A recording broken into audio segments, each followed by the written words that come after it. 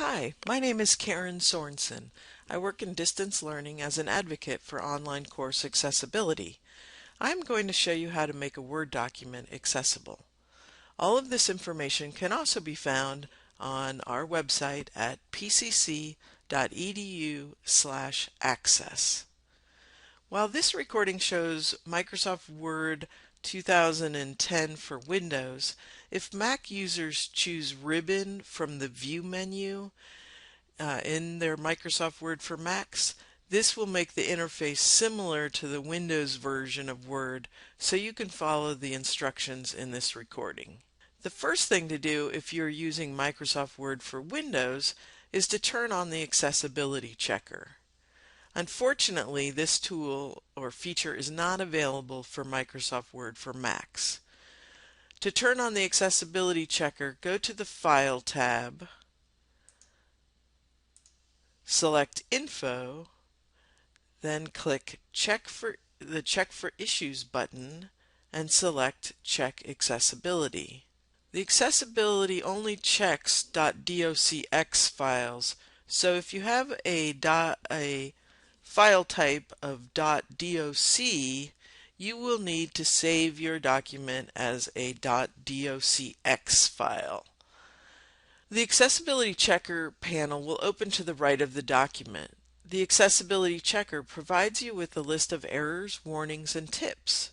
When you click on an error or warning, instructions on how to fix the accessibility concern or problem appear below under the heading Additional Information. The Accessibility Checker can be a big help, but you have to remember that it's an automated tool. It doesn't think, so it can't ascertain whether something should be a heading or a list. You still need to manually review the document. If you use a Mac and don't have access to this tool, I would recommend you check your document by using the checklist we provide on the accessibility website, or open your Word document on a Windows machine and check it with Microsoft Word for Windows Accessibility Checker as we are doing now.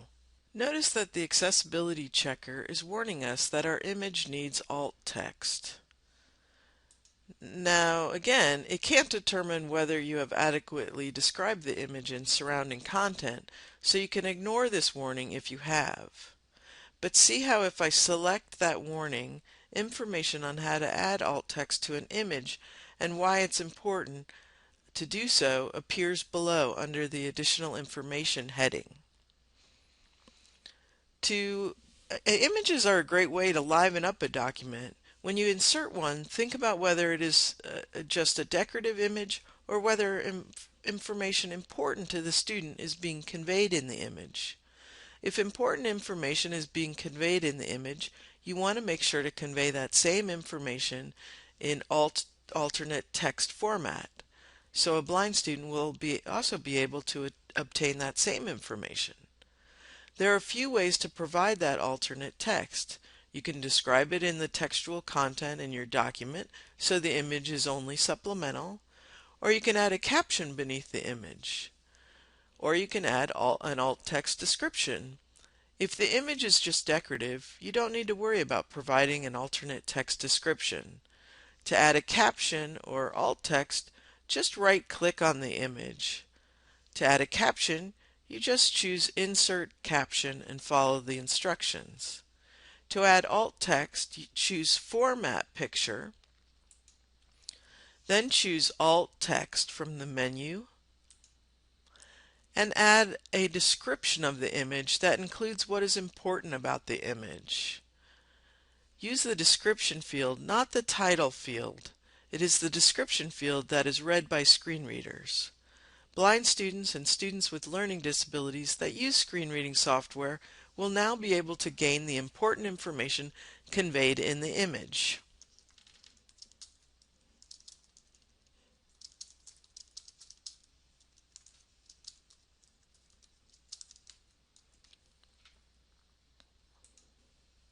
And you'll notice that our warning to provide alt text has now disappeared from the accessibility checker. Next, we're going to talk about headings. It isn't enough to make text big and bold so it looks like a heading. Headings need to be formatted as headings so other technologies get the metadata information that something is a heading, that this is a heading.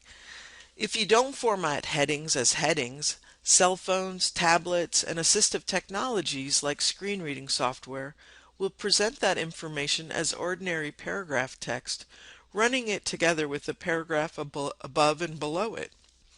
To make something a heading, select the text that you want to make into a heading, go to the Home tab, and in the Styles group, choose the appropriate heading level. In this case, I would choose heading 1. In addition to formatting headings as headings, the headings need to be used in the correct order. Headings chunk out your content, making it easier for everyone to read the document. Headings are also a major way of navigating with a screen reader. Heading 1 is like the title of a book, and there is just one heading 1 per document. Heading 2s are like chapter titles. Heading 3s are subsections of those chapters, and so on. Heading order is also similar to an outline. It can be helpful to view the navigation pane while applying structure to a Word document, so you can see the headings in an outline style format to make sure you haven't skipped a heading level. So we would want to notice the accessibility checker does not say anything about our headings not being marked up as headings. Because it doesn't know that these should be headings. It cannot ascertain that from this document. I'm going to close the accessibility checker for right now. So this is our heading 1. Then the next heading is always going to be a heading 2.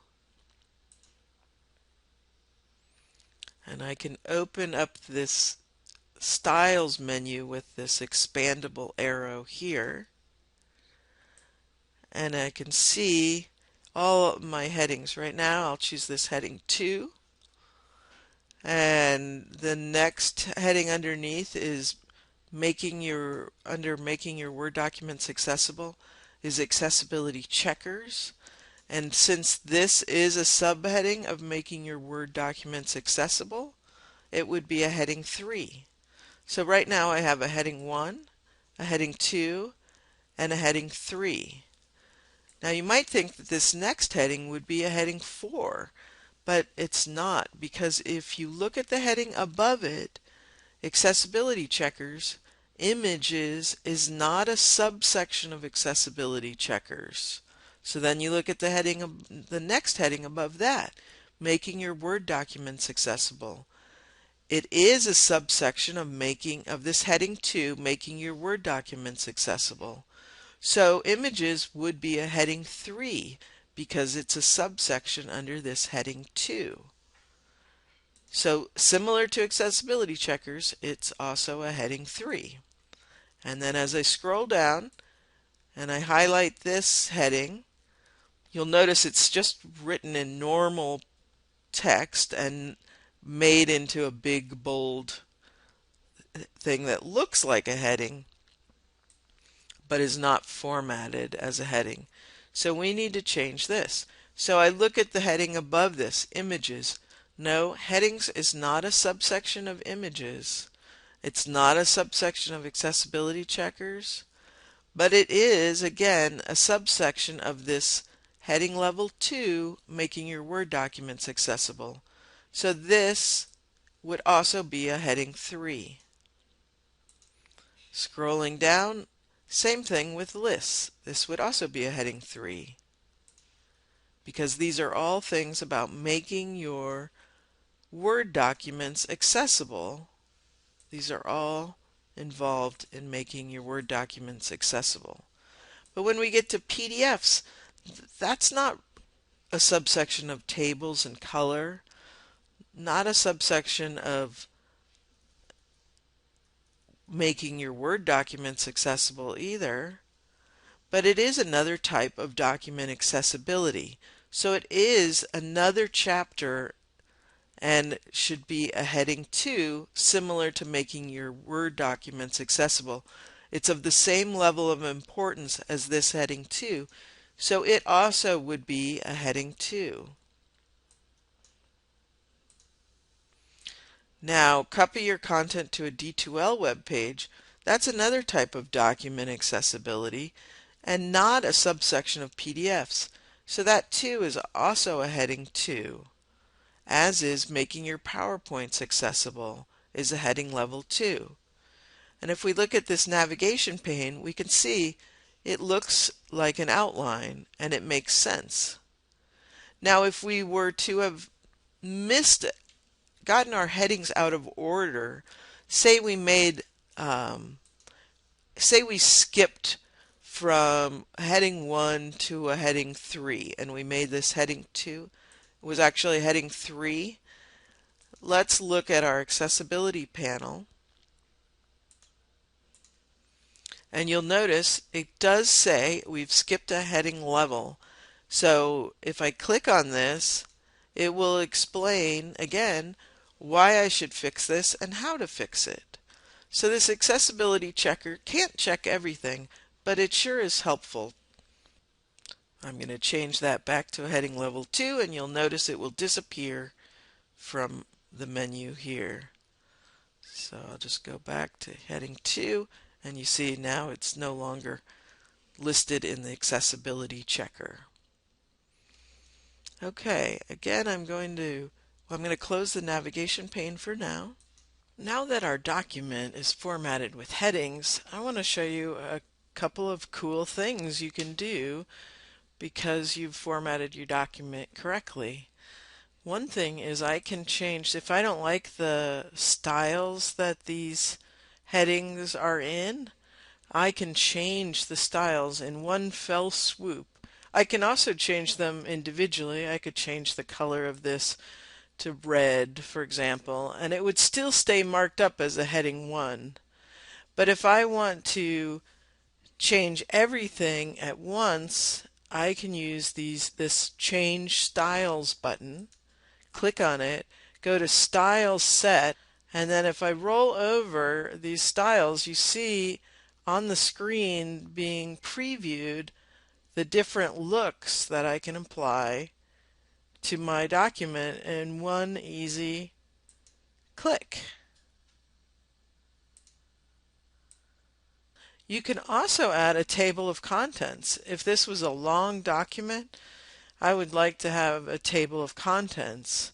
So I'm going to insert a page break here, put my cursor up on this page, and then I'm going to go to the References menu and choose Table of Contents, and then I can choose which type of table of contents I want. I'm going to choose this Automatic Table 1, and then it just created a table of contents based on all of my headings. So here's the heading 1. You can see it kind of looks like the navigation menu. But a cool thing about this is I can just, you know how in a Word document you have to hit Control click to make a link work? Well, you can do the same thing with this table of contents. I can just Control click and jump right to that section of the document. Again, just like any other link, I would just put my cursor on that link and I'd go push down Control and click, and it will take me to that section of the document. So those are advantages above and beyond accessibility for using headings on your document. And we're going to talk about lists. Now you can see that this list here, if I put my cursor in it, it highlights the list icon up on the home ribbon. But if I click on this list here, there is no list icon highlighted. So this is made to look like a list, but it doesn't actually read as a list. So on a cell phone, this would all run together in one paragraph, And for a screen reader trying to read this without the visual information, it would read this as one paragraph run together and would read these out as dashes. So we really want to format this as a list, and then it will be displayed and read correctly. So in order to do that, so in order to make it into an actual list, I'm going to highlight the list and click on the bulleted list icon here. Now so we can see it more clearly, I'm changing these to round bullets. And now it is now a list. It's messed up some of my formatting, so I'm going to indent here with just the tab key, or I can use this key to make these sub-bullets. Okay, now this is formatted correctly and will be read and represented correctly. Next we'll talk about links. Links are a major method of navigation for everyone. Links, images, and headings are all eye-catching when we scan a page. Links are also a quick way for a blind student to scan a page. Screen reading software can pull up all of the links on a page. If the links are embedded into meaningful text, they are much more helpful, as both a sighted and an unsighted person will be able to quickly determine where that link will take them. If the link is just a long URL or the meaningless words "click here," it interrupts both types of users from scanning because they can't quickly determine if that's the link they need. Here's an example. So here we have a link to a web page on making a meaningful link. Copy this URL, select the text that describes the destination of the link. So this link would take us to how to make a meaningful link. So this is good descriptive text. Now I select the text and then I right-click and choose Hyperlink from the menu. The Insert Hyperlink menu will open. Now I want to paste that URL that I copied into the address field and then click OK to save the link. If you think students will be printing the document and you want them to have the URL, put it in parentheses after the link. But don't hyperlink it. Don't activate the hyperlink. That way, when a screen reading software pulls up all the links in a page, it will pull up how to make a meaningful link, which is descriptive, instead of this long HTTP URL. Okay, next we'll move on to tables. Tables, designating a column headers in a table is really essential to a screen reader user being able to understand how the information is laid out. Please note, Microsoft Word only allows the top row of a table to be designated as a header row. You cannot designate the first column as row headers. This process is different in Microsoft Word 2010 for Windows than it is on Microsoft Word 2011 for the Mac. On pcc.edu/access, our website, under Making Microsoft Word Documents Accessible, there are separate directions provided for each computer type.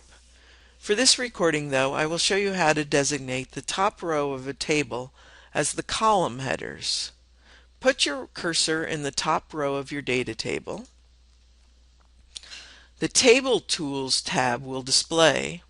Click on the Design tab underneath the Table Tools tab. In the Table Style options, select the Header Row checkbox. Next, click on the Layout tab under the Table Tools. Click on Repeat Header Row.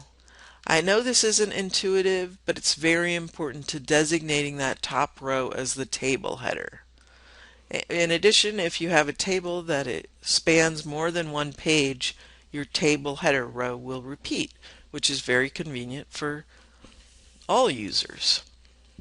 Another thing to be aware of is that screen readers read tables from left to right, top to bottom, one cell at a time, and they do not repeat cells. So if cells are split or merged, the reading order can be thrown off. To test the reading order of your table in Word, place your cursor in the first cell of the table. Now press the Tab key repeatedly to navigate through the table. This will demonstrate the reading order that assistive technologies will use. And I want you to ask yourself if it makes sense. So as I tab through, I'll see that it will read grade first, then percentage, then A 90 to 100, B 80 to 90, C 70 to 80. So that makes sense. Now if I had merged cells or split them, I just have to make sure the reading order still makes sense. So just make sure you construct your table in a way that accommodates a good reading order. Next we'll talk about color. Make sure not to use color alone to convey information. For example, hyperlinks in this document are the color blue, but they are also underlined. So color alone is not being used to convey important information. I can tell, even if I can't determine the color, that this is a link.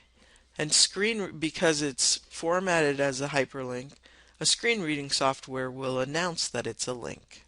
But if I'm colorblind, I will also be able, and can't see blue, I will also be able to determine that this is a link because it's underlined. It's also important to use sufficient color contrast when you do use color. You can usually spot when font color doesn't have sufficient contrast with its background color, but there's also a nifty free tool called the Color Contrast Analyzer. See the pcc.edu/access website for a link to this tool and an explanation on how to use it. If you are just eyeballing color contrast and you think it's not sufficient, change it to something like black on white that you know has sufficient contrast. So for this example, percentage is in a yellow that is very difficult to see against this white background. So I just highlight the text and I can change the color to black. And same with this grade color. I don't know if this might be sufficient color contrast, but for consistency's sake and just to make sure, I can change it to black on white, and that I know has sufficient contrast. And that's pretty much it. See pcc.edu/access for more information. Thanks for watching.